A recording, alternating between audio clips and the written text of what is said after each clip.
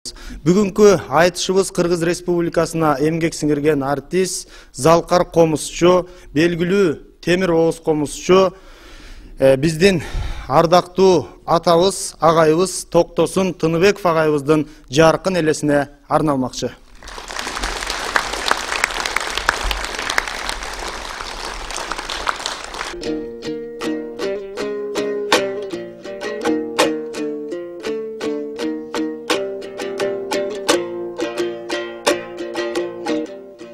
Арстанбектин урпаган Асылбек бала туш келди. Менин Алла Кудай сактай.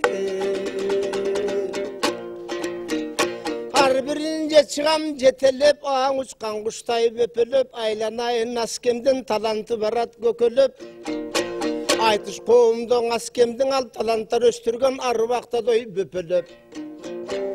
Мына токоңдун бүгүн арбага калпылып жатат бул жерде калыс сөстүн каймагы. Кең борбордо туугандар токомдун желбиреп турат байрагы. Кыргыз бардык акын түгөнбөйт, карачы чыгып жатат балдары.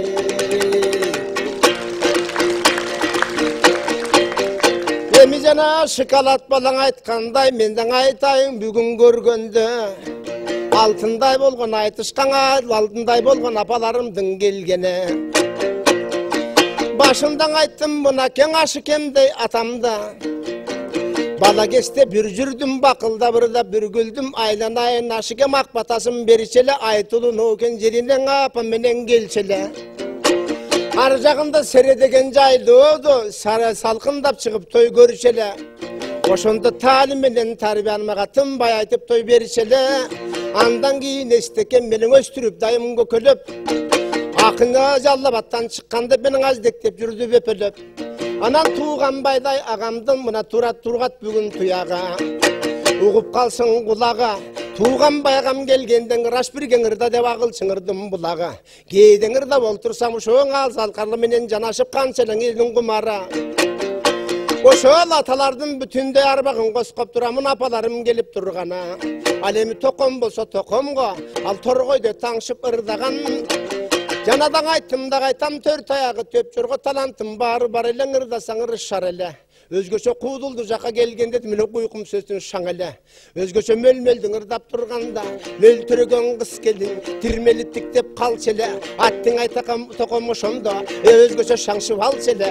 Кыягын колгоң алганда кызы чалганда, аны кыз келиндин барысың токо деп кызыгып жактырып ырдап калчы эле. Токомдун далай талантын көрүп калдым туугандар. Ошондо залгаларга мен жаш кезимден көңүлдү бөлүп калдым туугандар. Эмиң айтып турган убагым алтындай болгон токомдун алды арлаздек дегендей өнөрүн. Айланайын асыкем жанымда чыккан бөбөгүм, жанаша чыккан жөлөгүм. Анда эмесе мынаке кезегиңди берейин. Ак куладай алкынып алдыга балам жөнөгү.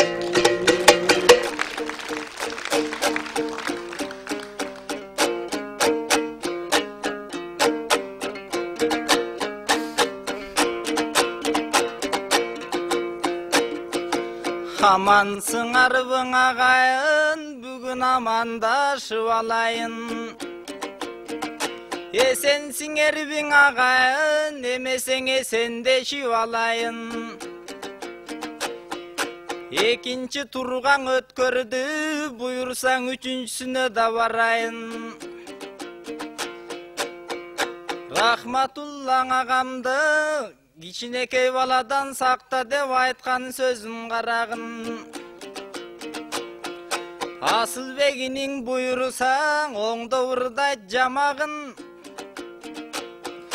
Оңдо осораш кебис балаңды бүгүн сабагын. Эскеребиз токомду деп бүгүн акындардын биргесте чогулткан экен далайын. Арашандын суусундай бүгүн алдыңыз таң агайын. Таптап жүргөн кезеги менин алы деген агайым.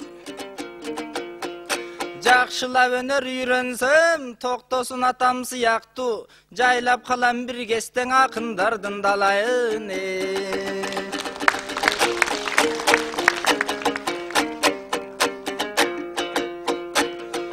Эртеден бери карасам, акындарды чогултуп Садык Байкем урушту. Эки бетин албыртып андан акындар карап турушту. Акындар дайым кечигет, аларга кечигип келген жумушпу. Тууралап айтчы Рашкевич, ошол бир иши дуруспе?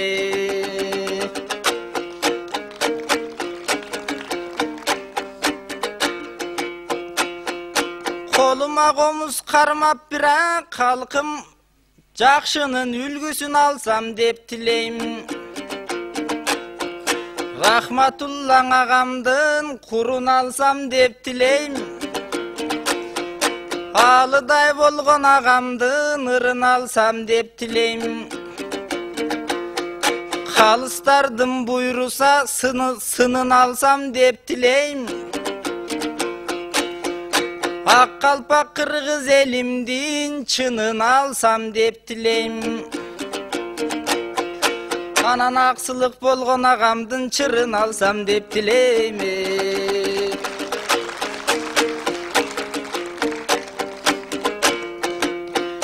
Аны айтып жаткан себебим, калкым ачыгын айтып беремин. Кичине эле чыр болсо аксылыктар баштаган. Ар жагын улап кеткиле деп эстафетаны таластыктарга таштаган. Тийише калам деп Рашкеме бир жолуң өлүп кала жастагам. Бүгүн ошонун устан коркомун, жанымда турган чолпонум.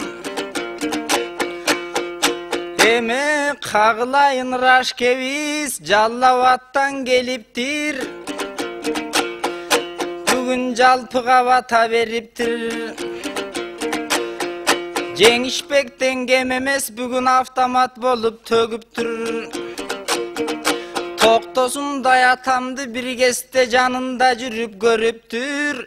Эме токтосун деген алпакын, ал алпакын кайдан чарчасын. Кыргызды кыдырып ырдап келиптир, бир кезден аксай арпаң арпасын. Халык калгадай бала чагында, халыктын жүргөн жанында. Халмадай бала чагында, халым кулдун жанында. Оймоктой бала чагында, ал Осмонкулдун жанында. Ошолордон үлгү алган атабыз болот турбайбы? Атабыз берсең арба, калбатабыз болот турбайбы? Болбосо кече күнүң эстесек эстебес менен бир жүргөн, эл журттун баарын күлдүргөн. Эме ак калпак элге жарашып, бар өнөрдүн башына жакын болсом деп тилейм. Алтысан элдин эрмеги мен даң асыл болсом деп тилейм. Анан токтосун атам сыяктуу мен даң акын болсом деп тилейм.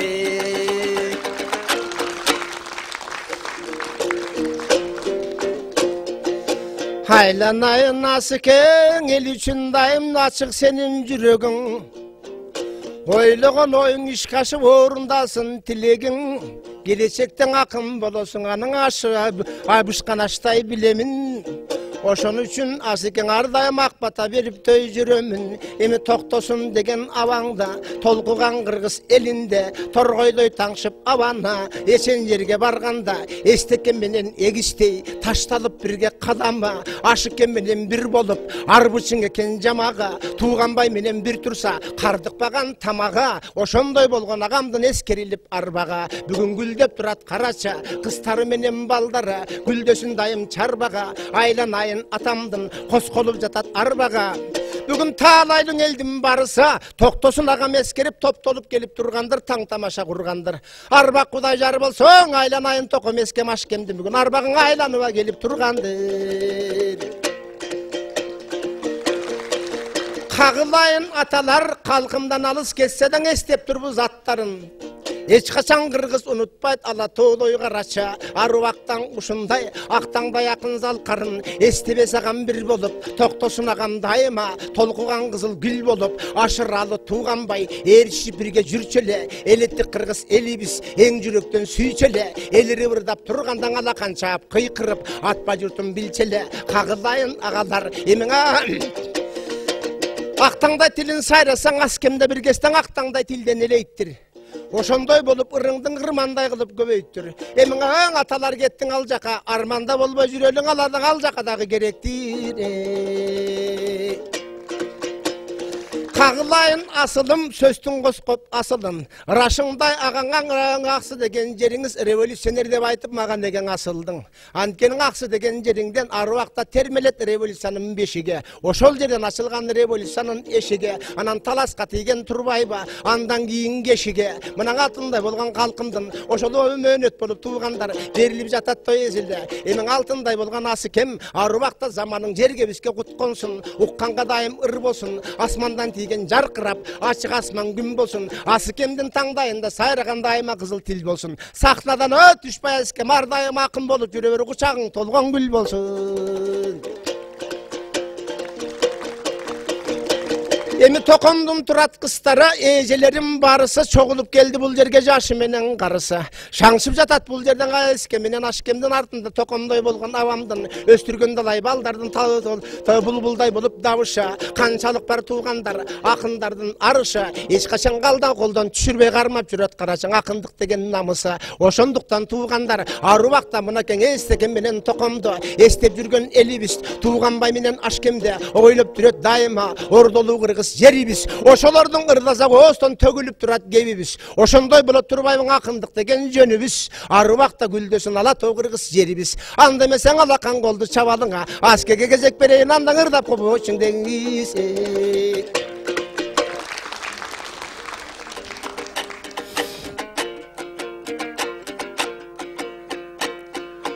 Рахматуллаң ағабыз, мен суқтанбайм сізді жыққанға. Бирок өкүнүп турам чын айтсам, бүгүн сиз менен чогуу чыкканга. Автоматтандан өтүп кеттиңиз, менин кулагым жетишпей калдың укканга. Эме токтосун дүнинисиң, аруак жанда бар болсун. Автограф алам дегендер, ашкемдин колунан өзү зар болсун. Эл кыйналып кеткенде, революция керек коң, аруак аксылыктар бар болсун.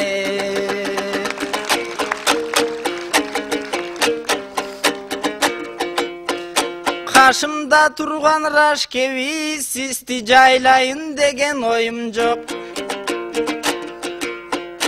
Эл астында маминтип, кайрайын деген оюм жок.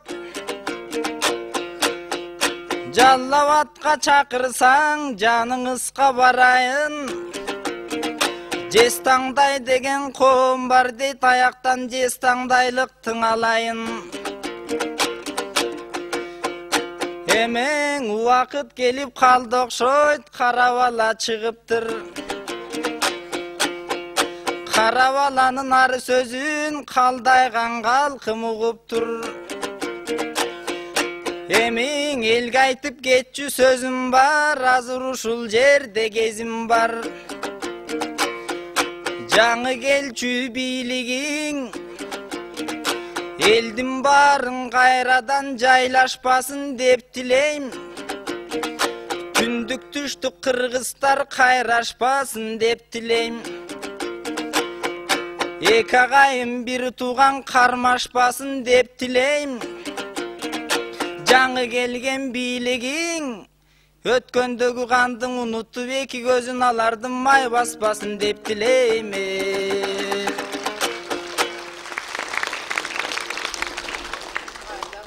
Асылым чындыгын айтсам караша, сөздөрдүн алтынын айтып жатырың. Ошондой күндү көргөнсүң, балада болсо баатырым, толук экен акылың мындан ары карата. Алтындай кепти күүлөй бер, комузуңду күүлөй бер, алтындай сөздү сүйлөй бер. Эми токтосун деген атаңдын ар дайым колдоп арбага, колуңдан туакыр түшпөсүн акындыктын байрага. Ала тоо кыргыз калкымда сакадай болгон баланын сары алтындай аруак оор болсо экен салмага. Ошондуктан туугандар колдосун деп турамын, атын атып жатабысына жалкалардын арбага. Арубактан илимдин шаңшыган дайым ыр болсун. Эми токтосун деген агаңдын эч качан атың өчпөйт Ошондуктан артында далгай обону кадыр баркы Кыргызстан кала тоодой жогору арбакты туугандар ушулардын эстезеп биз ар дайым болуп туугандар кадыр барктан жогору анткени Токтосундун артында толкуган эчем күү калды шаңшыган эчен ыр калды мөлмөлүмдүн ырдаган мөлтүрөгөн ыр калды ушулардын барысын ырыстың элдин жыргала ошондуктан туугандар жакшы болду мынакей токомдой болгон кишинин арбагын эстеп тургана айланайын даң асылым мындан ары карата алдыга карай басыңыз узара берсин жашыңыз ала тоо кыргыз калкымдан Асылбек деген дайыма угулуп турсун атыңыз анда эмесе туугандар Асыкем Токомдун колдо барбага торгою болсун Кыргызстан дагы бир колду чабыңыз. Бул мурункудан калган сөз, мура кылып алган сөз, муштум болуп түйүлсө, музду жарган балбан сөз.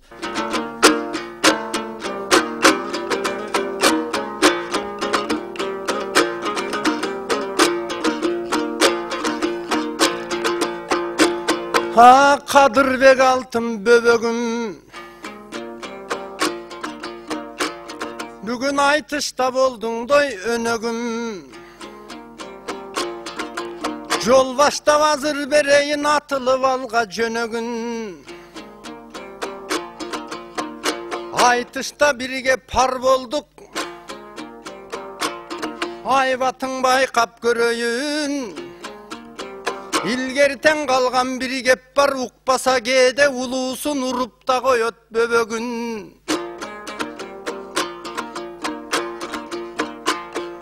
Кудай таалам ырда деп тилди берген турбайбы. Андыктан Кудай берген соң аянбай элге ырдайлы.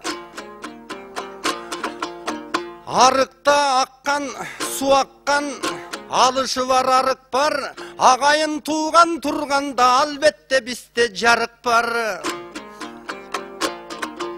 Мынакей мында олтурат, атпай журтка таанымал, ак караны билгендой калыстары.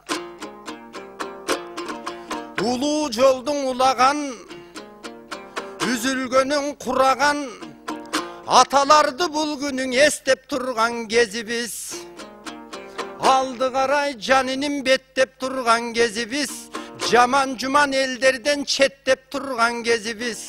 Айтыш фондду жоготпой быйыл бүгүн биз эптеп турган кези биз. Ак тилек каалонуң айтсак, биздин ар дайым ачыктой бетибиз. Алтындай болгон бул жерде энелерим турганда, көпчүлүк кыргыз журтубуз көңүлүн бизге бурганда, суратпай ырдап берелик. Буйруктуу кыргыз журтубуз буйруган күндүдөй көрөбүз. Өлбөгөн азыр жан барбы, ажалы жетсек өлөбүз. Кече мына кыраан чыккан жаштарым, келечегин элдин деп ак сүттөй кылыптой актады. Мен аларды келеттой мактагым, улуу тоо бийик белдерден элим кай берем басат аскадан. Кыргыздай журтум менен кубанып, журтум менен дой мактанам. Токтосун болбосом дагы буйруган күнү такшалам. Азыр жаздыкты башка жазданбай, комузду башка жазданам. Зынданга түшүп калса да, иним сымбатым бузбай жакшадам.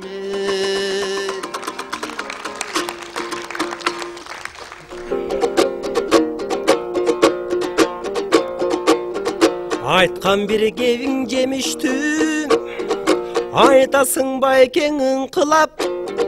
Жанагы кыргыз деп жаным бергенген аларга Кудай берет бейиштим. Албеттен ерендериң бар кезде, берендери бар кезде, жүрөгүндө жалы бар, кыргызымдын багы бар. Алар кыргыз деп жаным беришти, анткени Эрманастын каны бар. Бүгүн башкача чыгып жамагым, кичинең ооруп турат тамагым. Ардактуу менин байекем асманда турган ай беле, агарып чыккан таң беле, ооруп турган балаңа сенин дем салчу жайың бар белем. Эми колдоп бир турса жан элиң, алдында турган мамелим. Эми Акындыктын дайрасын бойлоп жүрөт деп угам, акындардын ичинде ойноп жүрөт деп угам. Үйүнө барсаң аялды, көчөгө чыксам мамелим бойдок жүрөт деп угам.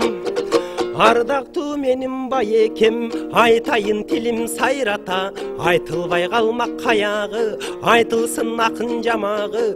Жаман айтсам мамелге, ойноп кетип жүрбөсүн колунда турган таягы. Анткени жаныма келген учуру суу самырдын саягым. Ардактуу мында саягым, кебиңдиң азыр жаямын, түшүнчү менин абалым. Айтайын тилим сайрата, алдыңа гүлдү жайната. Сиздей бир болгон агалар болсо дей мага кайната. Жүрөктөгүң байеке, сырың барбың айтыңыз. Кадырбеке буйруган кызың барбың айтыңыз. Эми мендей күйөө балдары кайнатасын кордойбу, же байгени мага бул берип күйөө баланы колдойбу. Эмиң эмнеси дегиң болсо да, айтайын мында байеке, купулуңа толсо да. Айтышып дегиң экөөбүз көптөн бери келебиз. Айтышып жүрсөк бул жерден кимди биздеги жеңебиз.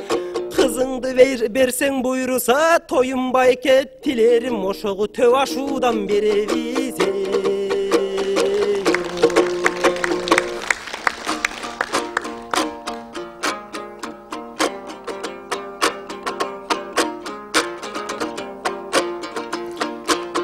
Кадырбек жаниним, сага сала турган демим бар. Анткенимдин себеби мында агайын кыргыз элим бар. Эркелеп айткан кебиңе жооп бере тургандой демим бар. Ошоң алдыга чыгат жакшылар, хандагы кулайт тактыдан. Жеңеңди сурап кеттиң сен, абайлап сүйлөгүн иним азыркы жарым аксыдан. Таба албаган тилимдин аксыдан чыкты дой тапчуулар. Мени да Кудай жараткан, иним сени да Кудай жараткан. Пенделик кээде сөз болот, алардын бирин талашпайм. Ак тилек менен кеп айтып, эч качан кептен адашпайм.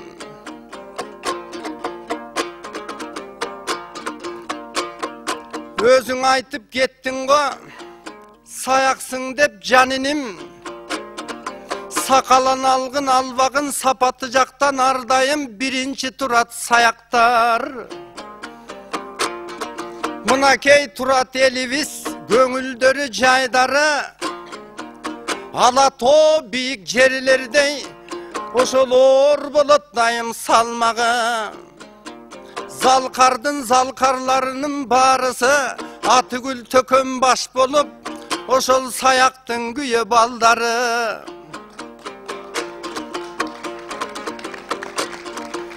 Эстекем тукам замыкем, алар саяктын кызын алышкан. Көрдүңбүң алтын жаниним, ошолор алдыда жүргөн жарыштан. Кызым болбосо да карындаштарымдын бирин алып берем мен сага. Аркасынан залкардын, эй жаниним жүрө бергин калышпай.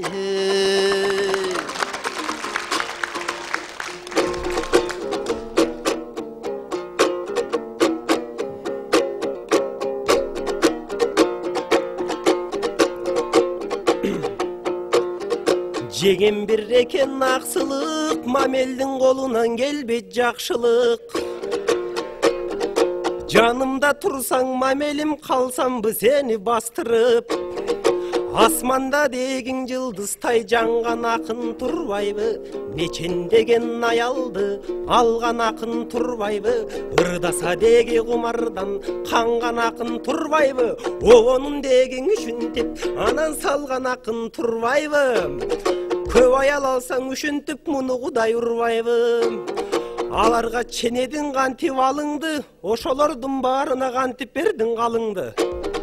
Эми бул акындардын түзүгү, жаныңа келип турбайбы ал акындын күчүгү болбосо күчүгү деген себебим түшүндүрүп беремин Асылбек менен Кадырды алың акын таптады Асылбек менен Кадырбек аталар жолун жактады атадан калган өнөрдү аруакта сактады болбосоң акыны болсун сынчысы олтурбайбы бул жерде кыргыздын Үкүев деген ырчысы ардактуу мындаң Үкүев карагын менин Үкүев аруактан үшүнтүп ырдай берген калкыңа жыргай берген калкыңа биздей болгон акынды сындай бердиң калкыңа анткени биз турабыз артыңа эми калкым не дейбиз жакшы бир кептен ээлейбиз кыргыздан чыккан залкардын ай күнгө дагы теңейбиз эми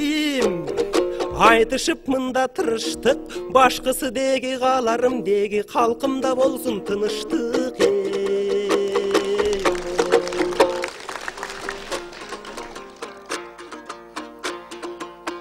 Кадырың жан болсун айланайын жаниним жанындагы байкесин апчыганын карачы Düşönдөй болгон байкемди бир пастын азыр ичинде чапчыганын карачы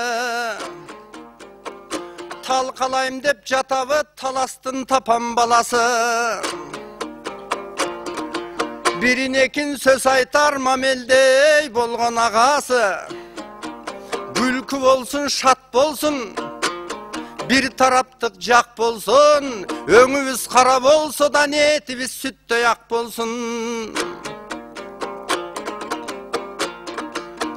Жакшылар жакшы жармашат колдорундайым кармашат Жамандындайым артында бозомук болуп чаң басат Саяктын кызын бердик ко Аксылардын кыздары бойдок калабың эгерде биз албасак Куда сөк болуп ошентип эки жерлер алмашат Көбөй алдың дедиң го Бул сенин көпкөндүк айткан кебиң го Ажырашкан адамдар ажырашам дешпейт го Аллабыз карап турганда үй бүлөсүн эптейт го Биринчи элең аялың менен жашап кеткенге жетпейт го Бу дагы турмуштун талабы Айтам дейт балам баянын Андан көрөк бери жака байкеңди бир аз карагын Билбеймин сен да каларсың каяктан болоттой аялың Байкеңдин сөзүн эп карма кармаган жерден бек карма Эстүү болот жаш балдар башындан акыл эс барда Бирөөгө жаман көрүнбө Бүлөңөн такыр бөлүнбө Мен дагы тойго барайын Куда сөк болуп ошондуң алтында иним төрүңдө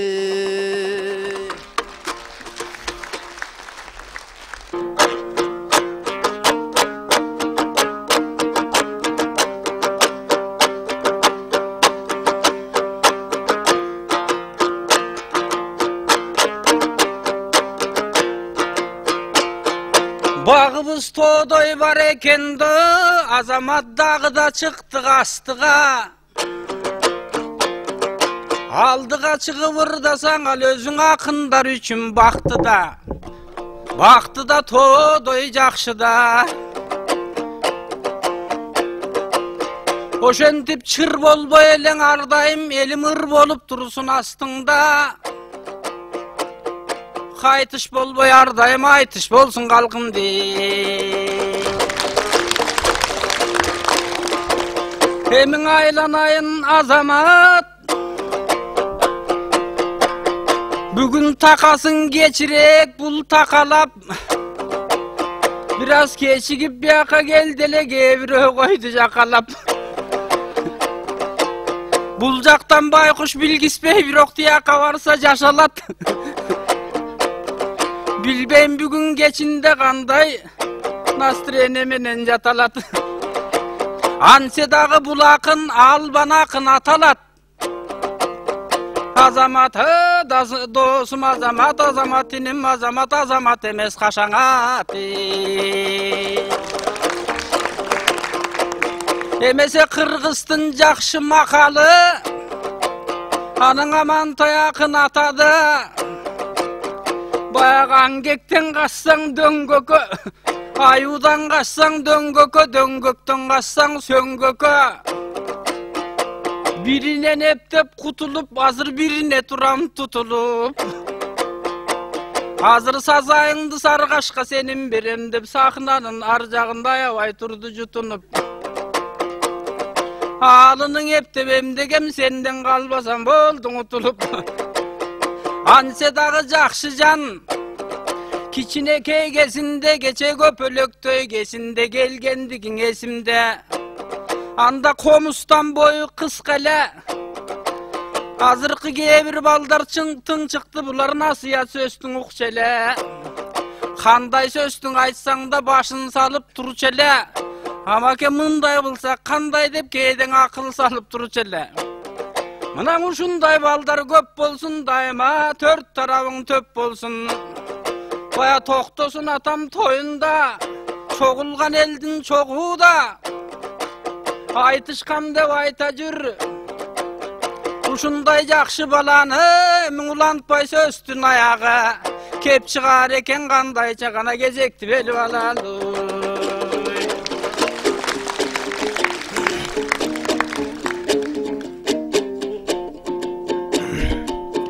Sargaşkam kebim başladı, mında sancıyındı karatıp. Aytışı vırdap turaldı, mından ağayın eldi karatıp. Ankenin akındarırday teken dep elim aytılgan sözün tağı samaşıp. Mаңдайда turgan kırgız el, kanday söz aytsaң jaraşıp. Anan söngök jönünde gep kılıp, baykem tokoyda jüret adaşıp. Kasiyetli Kırgızdın ağa kasiyetlerin aytaldın. Akkalpak Kırgız elinin akını oldun, akını olup baykaldın. Irlarыңды көп aytıp ısık kölдөй çaypaldın. Degenim önür jagынан ağa terengindeysin baykaldın. Anan aytışkanı gelgende baykem kiçinesinde şaytandın.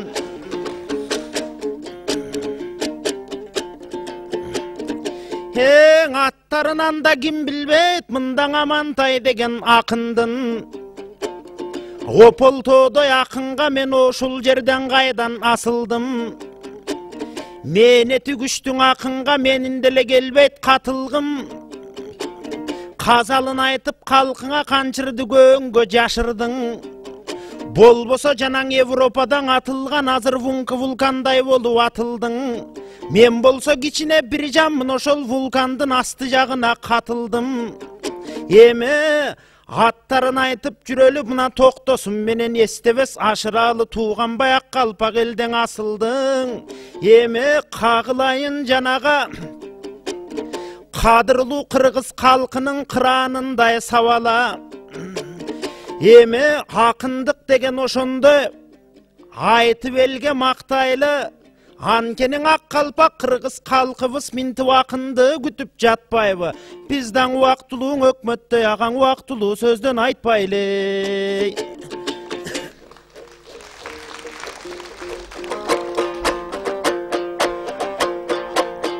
Hakimler ötöt bir gestene, akındar kalat elimde. Ança mınça bir nerse baykalıp turat kevingde. Janagın aytkan jerinde. Mınaң akıldı kulu önörgö, inim ayabay kılıp demilge. Mınaң aytışka bolup kөгala töraga. Ayrımdı kılıp kөгala. Aytır azamat balada alışul. Barından eri şarkak bolgonu. Keçirip koysun tuğandar, keçigip bir jol koygonu. Ansede momuragan jaşpala. Bardık jaka sakbala. Hiç kaçan men jürbeymin uşul azamat menen gelişbey. Ortaus'ta nerse yok alışmay da berişmey. Bирок окусунан кечигип бүгүн корунуп турган кесеге иним колго түшкөн эмисти.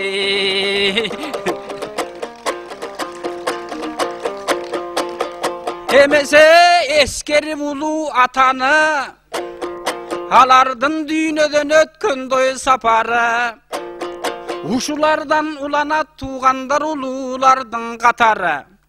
Биргестен аттарын айтып өтөлү, ак калпагала ата өтөнү, өзүнүн аты жеңи жок.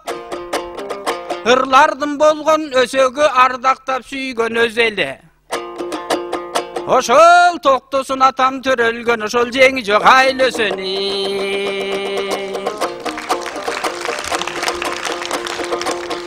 Ошол атабыздын өз элі мына ақтаңдай ақын ұстатым, эстебес улуу акынын айтып жүргөн дой кечеке. Көрсөң улуулардын аттары туугандар унутулбайт экен эсели. Канча кылым өтсө да аты калат деп тилейм, арт жагында чыгарма заты калат деп тилейм. Болбосоң өнөрдүн түркүн тармагын биргестен аркалап жүргөн атабыз. Өнөрдү кандай заман болсо да жеткирип бизге калкалап жүргөндөй атабыз. Ал эми айтышка түшсө далайды талкалап жүргөн атабыз. Өзгөчөң оз комуз жагында анын ойлобой кайдан качабыз. Биргесте эстекем менен токобуз айтышып жаткан кезинде, элди кыраан каткы күлдүрүп тартышып жаткан кезинде, эстекем эскерип айтып калчу элең али да турат той эсимде. Минтип айтат токоңо, улуу акын ошого, токтосун токтосун сендей болгон жоктосун. Сен темир комуз какканда теңдиш болуп жаштарга, оң жагыңда 10 келин, сол жагыңдан 30 кыз. Анча-мынча жактарын озун барбайт айтканга, ошол сөзү чын элең айланып калды дастанга. Анда эстекем кеп айтат, жооп берип мындай деп айтат, токтосун кеп айтат, жооп берип мындай деп айтат. Ал жагындан аман эм айтат, сен оз комуз алдагың озуңа жарашпайт. 30 кыз эмес, 2 кыз сен эч качан талашпайт. Сен оз комуз какканга жаян оз балыктай алда деп озуң ачканда, 60 ку борсок бир батада деп озуң ачканды. Ошентип кайран асылдар, ошентип кайран акындар. Өткөн экен дүйнөдөн өлөрүм бүгүн сүйлөгөн эскере тургандой акым бар. Мезгил деген ошондой ой азамеке өтөт экен кой закымдар. Аларды бүгүн эскерип, туугандарына беткелип, ыр менен мына буларга тургусуп койгон эстелик. Болбосо дастандарын айталык, башка жагын айталык. Буга окшогон залкарлар төрөлө бербейт күн сайын, төрөлө бербейт ай сайын. Таланттын талант экени күн сайын турат байкалып, канча кылым өтсө да алардын ыры калат турбайбы? Баягы алтын аяк сыяктуу алардын сыны калат турбайбы? Жасылып калган элинде туугандарсы сыр калат той турбайбы? Бирок кандайдыр өткөнүн билесиңер кечеке, ошол кезде наамды баарың алышкан. Албай калган жагы бар, анда да аким өкмөттөргөн ал жакпай калган жагы бар. Ошол наамалуу жагынан кээ бир кестең абыдан батпай да калгандой жагы бар. Эми бирок таланты калды элинде жанаң эл артист деген нерсени. Ойлоп көрсөк чынында таланттууларга берсебе, бирок эл артист алай болгондор азыр унутулуп калышты. Алардын аттарын да билбейт то кээ бирөө. Өткөндөр болдуң алыскы, алыштын баарың алышты. Анда чоңдордун дайым ээрчип жабышкандар жабышты. Бирок акындардын чыныгы, асылдардын улугу, ошол өнөрлүүлүндөй тунугу, ойлоп олтурсам ушул токтосун экен дой чыныгы. Андыктан мактап жатам дой бүгүн бир жалгыз элең айтышты эмес туугандар. Кайсы жерде барсам да, кандай жерде жүрсөм да, кандай доор сүрсөм да, кандай үйгө кирсем да, эстекемди көргөм деп, эстекем минтип айткан деп, токтосун ата жөнүндө толгоп комуз жаткан деп, комуздун күүлөрүн айтып сындайбыз. Алардын ырларын айтып ырдайбыз. Анан эскерип жаткан чагыңда биз элең элейип карап да турбайбыз. Эмесең ушундай жакшы адамдар ардайым. Азамат көп бөлсүн деп тилейли. Elimde daim ушундай арбагын эстеп той туралы, аларга көңүл буралы. Карачы кыздар менен той уланы, булар өнөрдүң эгер сүйбөсөң ошондой ишти кылабы. Болбосо кээ бир залкардын азыр балдары болуп сүйлөп орусча. Кээ бир залкардын түшүнүгү да жетпей балдары, түшүнүгү да жетпейт комуска. Ой, чыныгың өнөрлүүнүн балдары ушул өзүңөрдө эле болушса. Эмесең узарта бербей ар жагын. Жакшы болот чынында сениден эскең ой алганым. Айланайын азамат, айтасың азыр эмнени? Жакшыдан жакшы туулат айтылган макалдой элдеге. Не бир токтосунду бул жерде азыр толук элдер көргөнү, не бир замандаштары турушат. Айланасың карасам, алар менен бир жүргөн нечен караандаштары турушат. Аттарын айтып кеткенде мына ак калпак элим угушат. Ушулар элдин ардагы бирине бирин дой жугусат. Мына сүйдүм Төлөкубаң апабыз, отурганын караңыз. Ал токтосун ата менен дой бир жүргөн ушундай жакшы адамдарга ардайым. Ой, толо берсин арабыз. Болбосо жана бала айткандай үкүйүп бери кара дейби үкүйүп. Айтор бир сөзүн калдым түшүнүп. Бир кесектен ушулдой агабыз жаманда болсоң, агабыз жакшысын кайдан табабыз?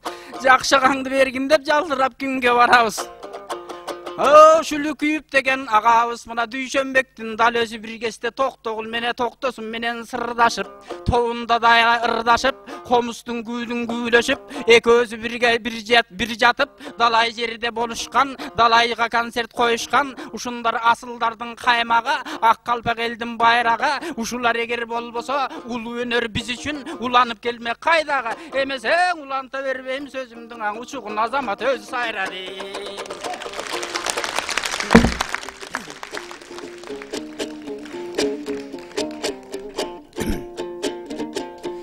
Үйрөнөм деп өнөрүндө током бир кестең үйүндө жүргөн калыктын. Ошол токомдон алып өнөрдү нечен торгойлор менен жарыштың. Анан эргиген кесте кеп салып, агаң эстекем менен табыштың.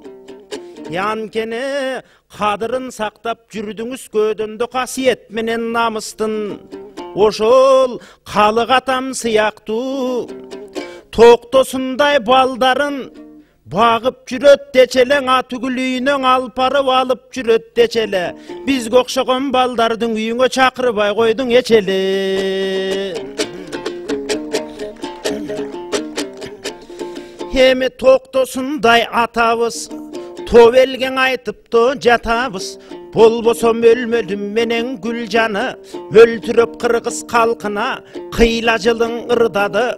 Токтосундун ырларын толук кыргыз эл тыңдады. Анткени токтосундай атабыз ай сайын келбей турбайбы, жыл сайын келбей турбайбы? Атүгүл акындар мактап ырдаса, ыр сайын келбей турбайбы? Анткени акындардын акыны, асылдардын асылы, тобулбулу токтосун сайраган күндөр өтүптүр. Ак калпак кыргыз эл кашында жайнаган күндөр өтүптүр. Канчаң акын келсе да талбаган күндөр өтүптүр. Анткени калык менен бир жүргөн, кадырлуу элди сүйдүргөн, барпы менен айтышып, бала кестең ошондо ырдаганын угабыз. Барпатабыз ырларын тыңдаганын угабыз. Ошондо барпыдай болгон атабыз батасын берген балпайып, ошондон бери карачы.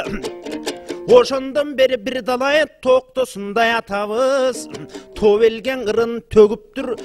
Топ кыргыз ырын көрүптүр. Эми кагылайын жанага, эмиң алты күндүк өмүрдүн акындарын аргачан ак калпак кыргыз калкынын бар болсо деп тилейбиз. Акын төккөн жерлериң шаң болсо деп тилейбиз. Ар бир айткан сөздөрү бал болсо деп тилейбиз. Айтылган ар бир кептери сас болсо деп тилейбиз. Эл безерлер кыргызда ас болсо деп tilebиз. Опол-то кыргыз багына бак консо деп tilebиz. Мөмөлүү дарак кыргыз эл шак болсо деп tilebиz. Токтосундай балдары төрөлсө деп tilebиz. Эң ак калпак кыргыз калкыбыз көк асманда ар качан көгөрсө деп tilebиz. Нечен уул кыздар бешикке бөлөнсө деп tilebиz. Кичүүлөрүң улуусун тыңдаса деп tilebиz. Агалары инисин сындаса деп tilebиz. Ушуну менен токтодуңар, аз узарып кеткен окшодуң. Кандайча болот, мен болсо кичине 6 мүнөт кошконум. Азыр агырдап туралык, бирок тиги начальникти да угалык. 6 мүнөт урдайм деп жүрөгүн койдум чыгарып. Токтобой байкем жатат деп жүрөгү жатат чыңалып. Ошол токтосун акка сыяктуу баарыбыз топко кызмат кылалык. Ай сайын эмес күн сайын алтындай ушул атаныңа элим эскерип келип туралы. Саргашка Амантай Кутманалиев, Азамат Болгонбаев болду.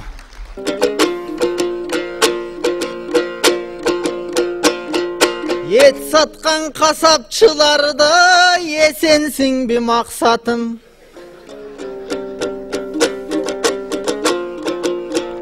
Жарым жаш менден улуусуң, азыр 27 жаштасың. Өзүнөн улууң адамды сыйлайт дейт кожак шакын.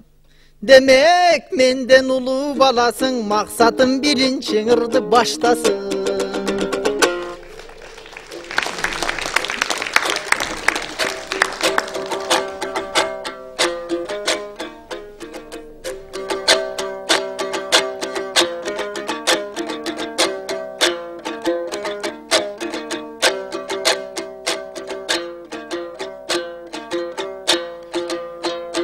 Эмесе баштап берсин чыңың, эт саткандай максатың. Сени баштасын дедим, бул жерден кеп тапкандай жакшатың. Алтындай ырдың ырдаганы, азыр акындар турган тактасың.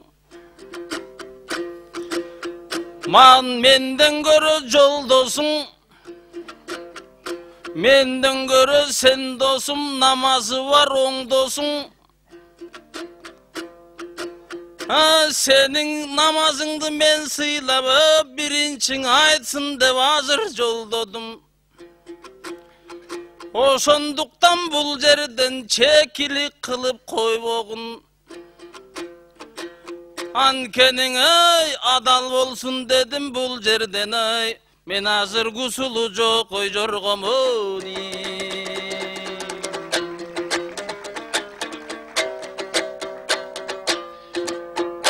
Эмиңең ыйман жагына келгенде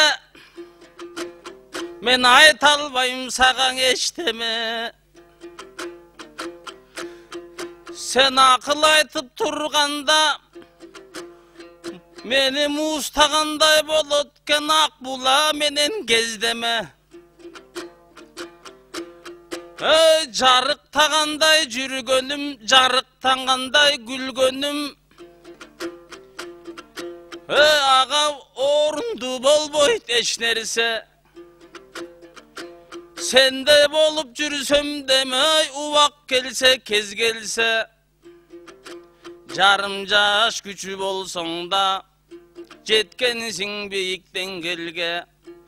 Анан кечирим болбой калбайбы, сөз бербесем бул жерден өзүңдө якын чеберге. Эмиң таластан чыккан акынсың, акындардын ичинен ой тапкан жактан акылсың. Аталар баскан жол менен бул ул өнөргө жакынсың. Сендей болгон баладан мен дагы үлгүң алсамбы? Сен баскан барган жерлерге чогулуп болду барсамбы? Анан өзүңдөй болгон акындын тоунда дайым кошулдубу? Конгон жерге жатсамбы? Мынакей ызучу болгон аламда Başımda imanға чүңкөп қалсамбы, болбосо күн сайын мен бардығын қарартып жатат бұл алам. Пейілдер күнді кетіліп, азыр адамдың барын уланған. Ей, қызыл жүз кетіп, азыр бірі ыймандан қачып қуарған. Ақыл ес азыр айныды, құлақ тұнды чулардан. Қайсыл күні көрөрбіз тазарған ошол жырғалдан. Азырқы күнді бозала болғындой алам қырмандан. Мына қырғыздар тұрат кезінде, уағындан алато, орынды тақыр берчемес ыйман жақтан ешкімге. Азыр бұл жағын айтып жатқаным, ушунун барыңды уламдан уюп турат есімде. Ей, 86 баланын ажалына қарабай, жанағың ақшаң үшін шыққандары жерге толду жайма-жай. Көрсөң ыйманын тақыр жоқтығыңы ушул жағын айтамай. Мындан ел солғындап баратса, ел түшкөндөй болсо қапасқа. Қанчалаған адамдар қолдору жармашып жатат жақаға. Бұл ыймандын тақыр жоқтығын ушул жерден айтамда. Анан ыймансыз болып қалбайын деп саға кезекті беріп жатамда. Эмиңе элирип берчи элим деп, сенин тегиңди кыргыз эл билет, уруң сару алакчын. Бул жерде досуң ырдадың, сенин кебиңдин элдер самасын. Анкенин аталар баскан жолдосуң, атаны көргөн баласың. Искеп қалған кезің бар, ақындары жұтқан авасын. Ығы келген сөздердің, досым илгертпестен табасың. Ананы жең түрінген болсам даңай, сен жеңді тұрып чавасың.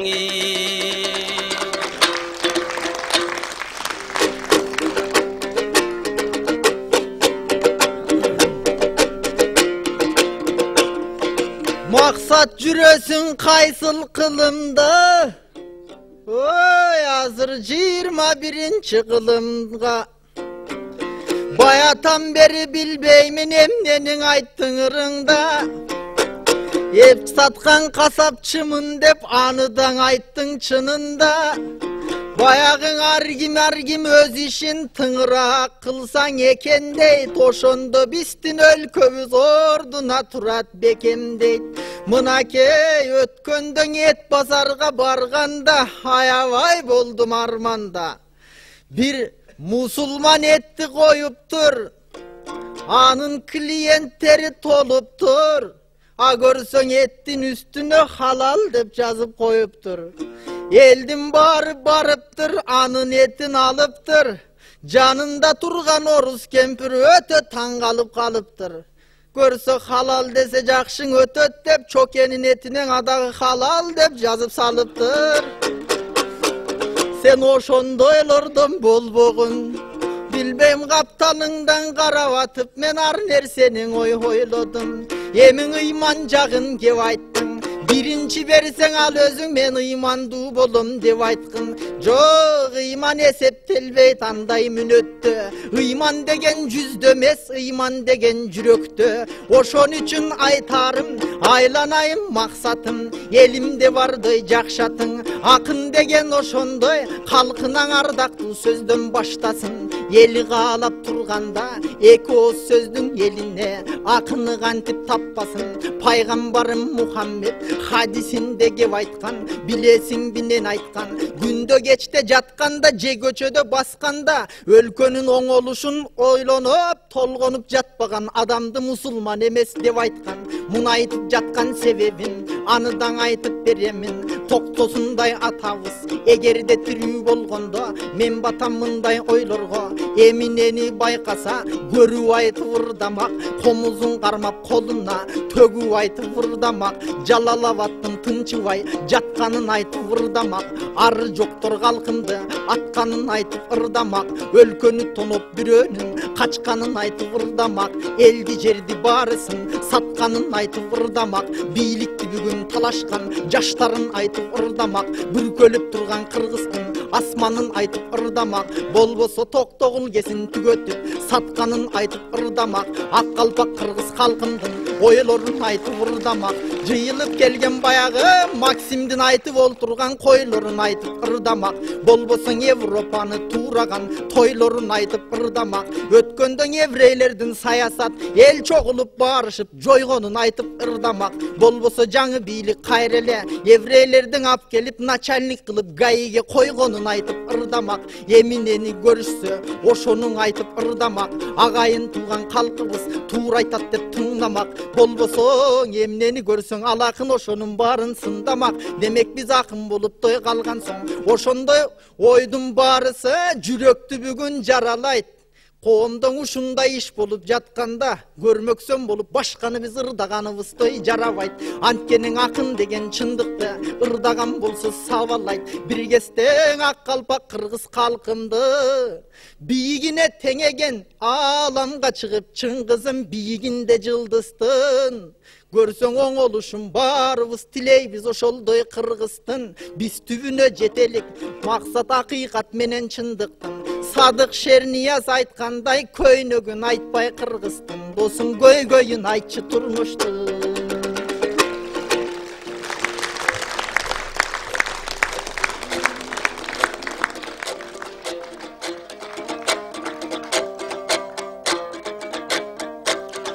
Ha degende bul жерден көйнөгүн айттың акындын, анан көйгөйүн айттың калкыңдын. Качырган жака келгенде каргандай сөзгө жакыным.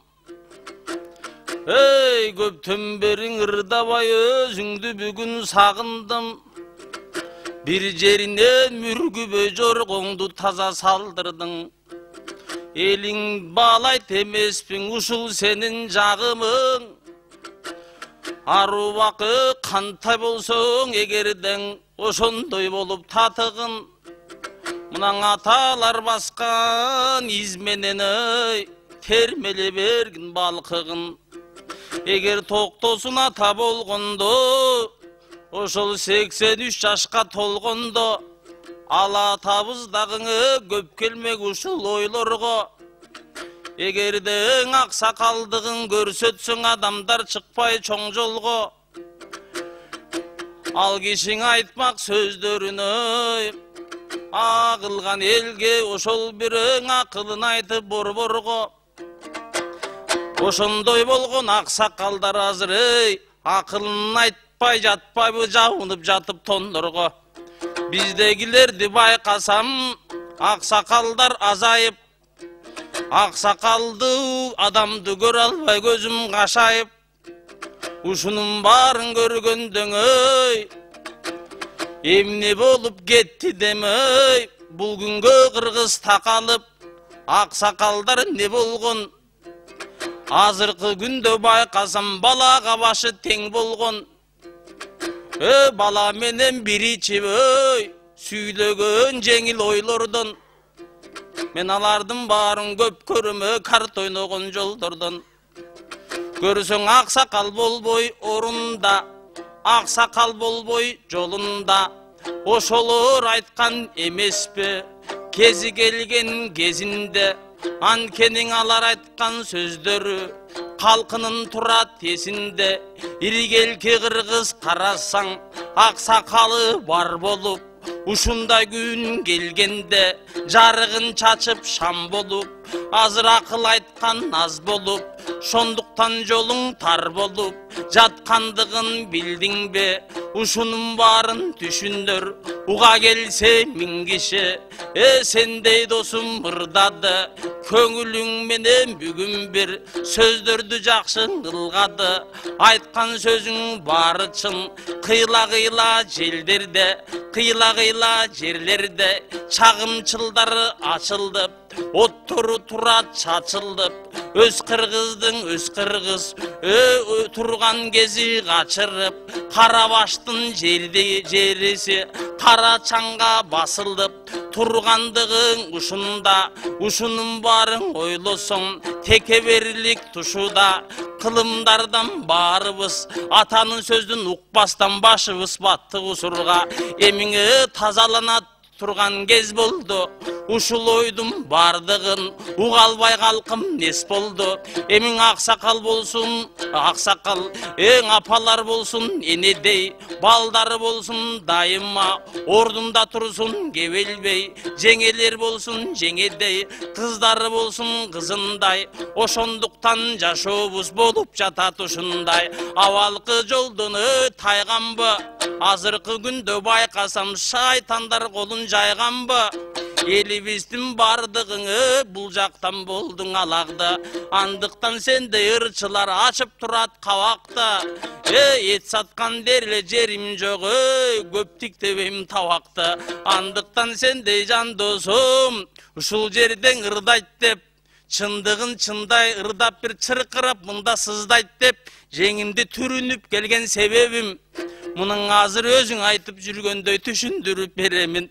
Сырттан сен ырдап жаткан маалда, Бакиевти колдогон кээ бир адамдар кирип келбесин, сага кол салып ошол жетпесин деп сакчы болуп турганда, сен бул жагын такыр түшүнбөй, көңүлдү бурдуң мындайга. Эгерде билсең жан досум, сени сактаганы келгенмин. Бул жерде туруп, бул жерден сөзүңдүн тактаганы келгенмин. Элбиге кандай ырдасаң, сагаң азыр кошулуп жааттаганы келгенмин. Эмиң айткан сөзүң баары чын, эми бир жерин айтып бериңиз. Бул жактан болбосун сиздин кегиңиз. Манастан баштап кыргыз деп айтылып келет тегибиз. Анан Манастың арбак деп жүрдүң, бул жактан кандай эбиңиз? Эгер Манас колдобосо кыргыздың, анда кыргыз болбойт белгибиз. Ошондуктан башканын айтсаң кошулам, бирок Манастың арбак дебеңиз. Кыргыздын руху Манас кен, Манастың эстеп турганда, кыргызым жолду табат кен. Кыргыздын ошол тарыхы Манастан окуп табат кен. Ошондуктан туугандар Манастың арбак дебегин, ушул сөзгө бардыгың кошулуп дайым келбегиң. Анткени досум билемин сен жеңишбектен жем жедиң. Эмиңе кылымдарды карыткан, айткының таза терменин. Манасты туту барың жүрөлү, Манастагы сырлардың аруакта күтөлү. Эмесе Манастан аян албагандар, Манасты айтпайт эле го, анткени саякпайды буга далил кен, тарыхта далил жүрбөйбү. Ошондуктан туугандар оң тетир болуп күйбөйлө.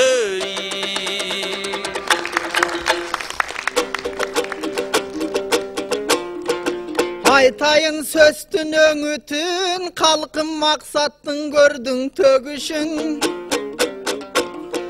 Мен сага жан сакчы болуп келдим деп, мунун оюмдуң абдан бөлүшүн.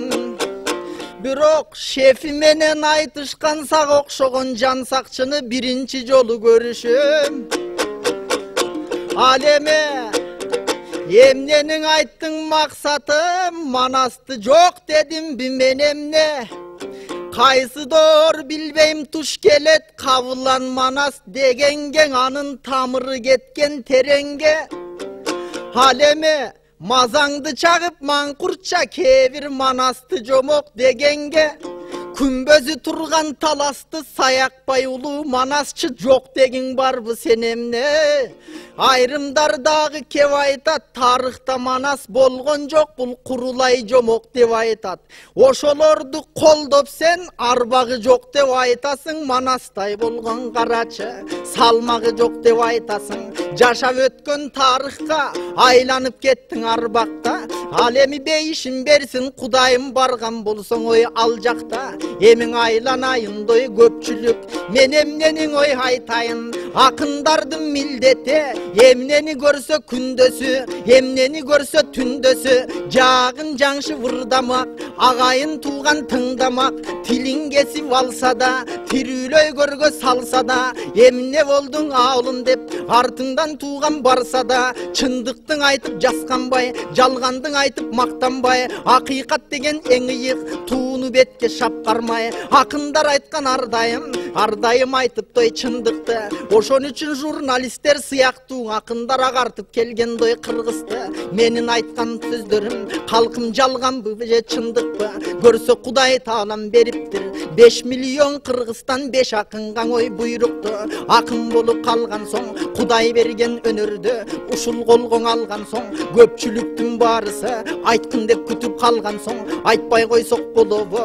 Негизи жер титиреп өтсө да акындын жүрөгү менен өтөт дейт. Анткенин ак калпак кыргыз калкымдын акындар бирдигин гана эсептейт. Бир болгондон элибиз ошондой биримдикке ой жетет дейт. Илгериң аксакалдар неберелерин жетелешип той келчеле. Аксакал чоң аталардан небере тарбия таалим көрчеле. Аталарыбыз ошондо жомоктон айтып берчеле. Мынаке 9 долгунуң ап келип баласына ой бериптир. Сындырчы десе баласы аракет кылып көрүптүр. Сындыра албай айласы кетип калат той баланын. Анан бирден бергенде баарысын сындырып дейт, тынат дейт. Ошондон аксакал мисал кылат дейт. Баласына кеп айтат, көрдүңбү балам деп айтат. Күч бирдикте болгондо душман сындыра албайт деп айтат. Болбосо бабам бакайым, ак калпак кыргыз калкыма бакайым сөзүн эстесек, бөлүнсөң бөрү жеп кетет. Бөлүнүп калды кыргыз деп бөлөк элге кеп кетет. Деп аталар ошентип жаштарга айткандо акылды. Азыркылар ошентип айталабы накылды. Азыркылардын бакайы кечең өзүңөр дагы көрдүңөр телефондон сүйлөшүп. Азыркы бакайдын баары кашайды. Муну айтып жаткан себебим түндүк түштүү көзүбек бөлүп жатат дегеним. Көрө албастар ортодон көрүп жатат дегеним. Көрө албастын угуту өнүп жатат дегеним. Кыргыздарды көп элдер сөгүп жатат дегеним. Минте берсек жарабайт, минте берсек кыргызды кимдер гана ой табалайт. Кагылайын көпчүлүк, күч бирдикте биз болсок сырттан душман биздин ой сабабайт. Ал эми жаштарга дагы ой айтарым, мен айта бербейм доң ай сайын. Биригели баарыбыз көрүнгөн мандаттой талашпай, акчасы бар болсо эле ар кимге барып жанашпай, көчөдөн кармап алышып, көрүнгөндөрдү сабашпай, соода маркет дүкөндү соо койбостон талашпай. Күч бирдикте деп айтат. Ошондой сонун макалды биздин аталарыбыз жаратты. Курама жыйып журт кылып, Куранды жыйып той куш кытып, ар дайым бириксек экен бу манастай.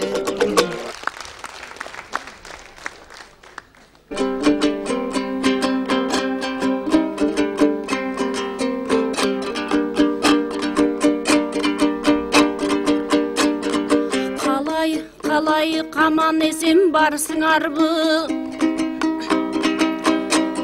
Чогулуп келген мында кашыбызга.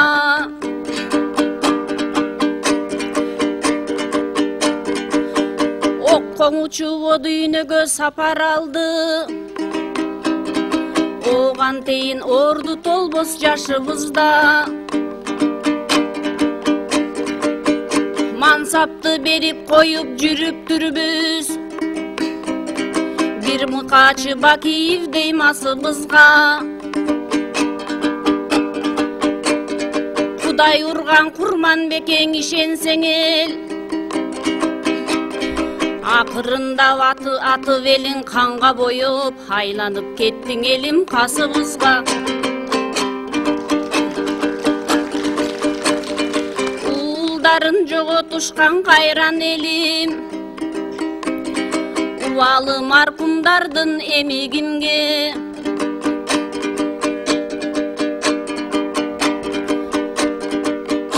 Өкүнүп турганында көрө албадык. Өзүнүн тууганынан бөлөгүнө. Тиги дүйнө түбөлүктүү болсоң эгер, Бакиевдин тукумуна жеренебиз, түк жакшылык көргөзбөсүн деп айтамын, түбөлүктү көрдөгүчүң өмүрүнө.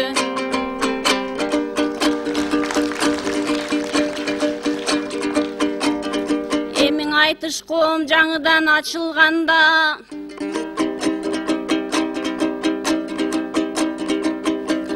бир жаш бала кошулгандаң арасына. Казактын келип анда таласына, кыргыздын кошулуптур арасына. Маанисин сөздүн андан ачайынчы, майра женин түшкөндөн соң баласына.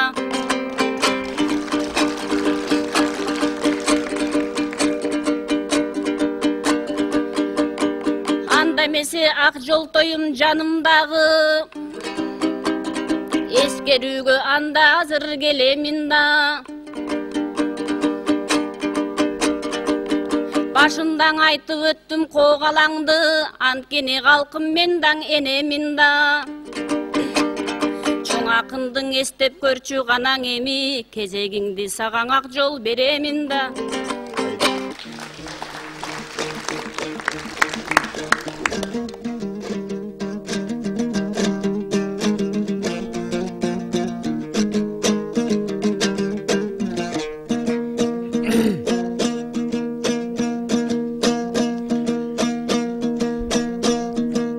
Ежемді ұқсам көңілдай, көңілімді қандыдайым.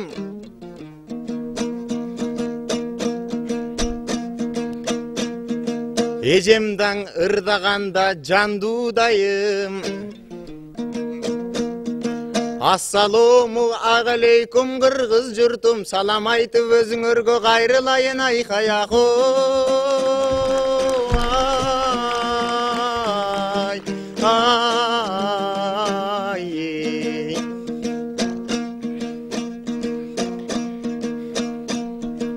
Көңіл бұрдым ежемдин арманына,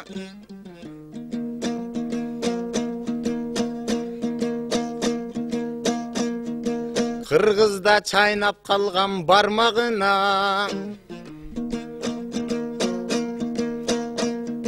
Қайталанбасын десең ушундай соғыштарың, ажообуз барган жорго жолго барбагыла. Адамга таянбастан кыргыз элим, Аллахка теңириңе таянгылаң айкаягы.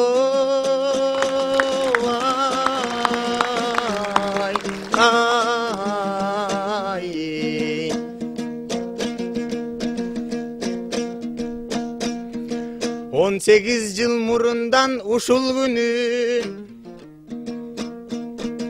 Кыргызстанда биринчи айтыш болду дешет.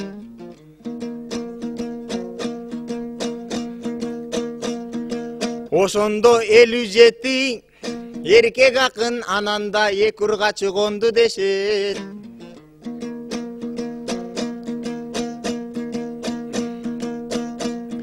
Ошондогу жалп жыйында акын келди.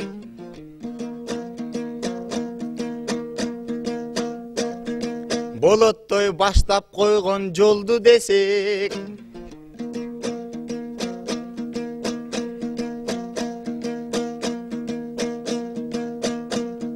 Ошондон айтыш болгон учурунда Абдылда байке апама кайрылыптыр. Жакшылык болсо себепкер, жеңе буйругумду элеп көр, эртерээк Канат байкеме бир эркек бала төрөп бер десе, анан апам жооп берип аткан жери дейт. Жакшылык болсоң эгер себеп деген, сенин айткан буйругуңду элеп көрөм. Канат байкең өз күчүндө турар болсо, мен сага бир эмес 10 эркек бала төрөп берем айкаягы.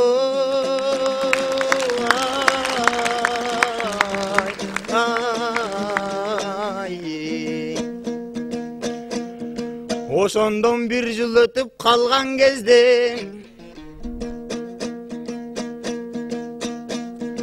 айтыштан ошол 20-сында чоң болуптур.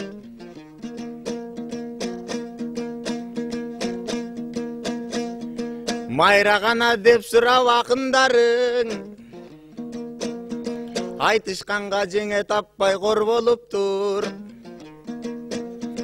Ошол күнү төрөлүп мендей бала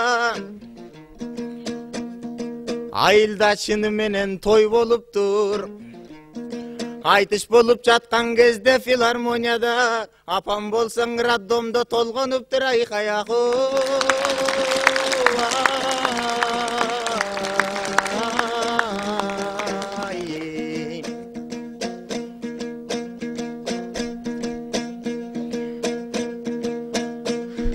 Ак жолтой өз сөзүнө турар, апакем өз сөзүнө турар болду.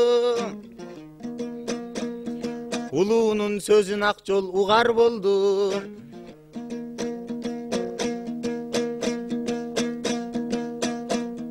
Ошондой казактын кызынандой мендей кыргыздын жашакыны чыгар болду.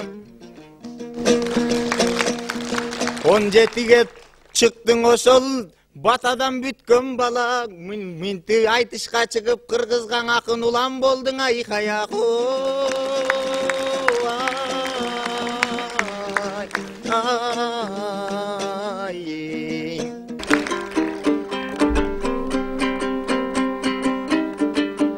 Элдин эмгек акыларын көнүштү чет жактарга кача берип, экинчи кан төгүлү болбосун деп калайыгым койгулачы бата берип,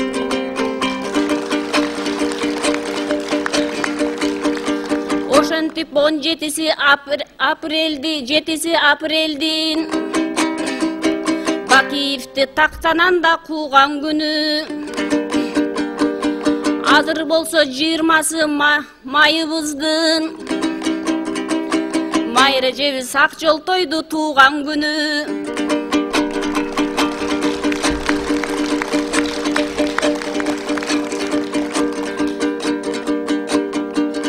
Андан месе калайыгым ак жолтойго бата берип койгулачың өсө берсин.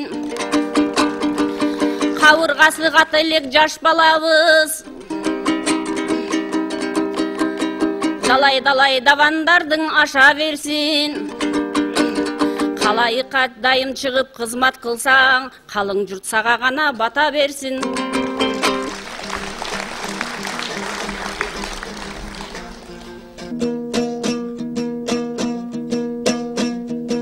Элим деген азаматты улан кылат,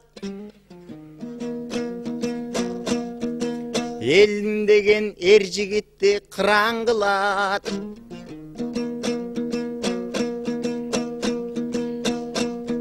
Эки келден баланы төрөп берип,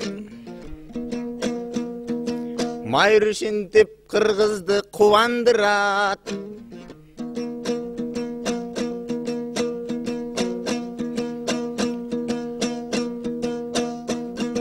Батаның өзүң элден сурабастан, ак жол элден батаның эжесине сурандырат.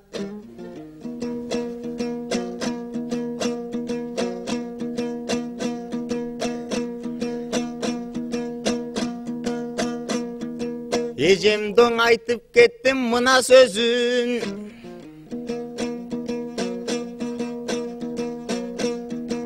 азыр эмес жана жеткен буга көзүм.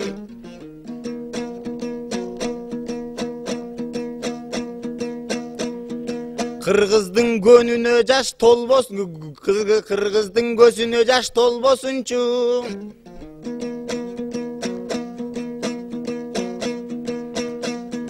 Чоңдорун келечегин ойлосунчу.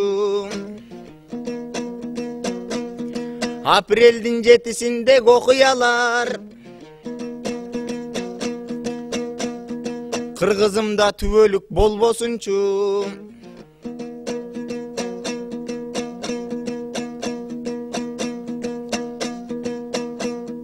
Келечеги курулат деген үмүттөмүн, кыргызды Аллахымдай колдосунчу айкаяку.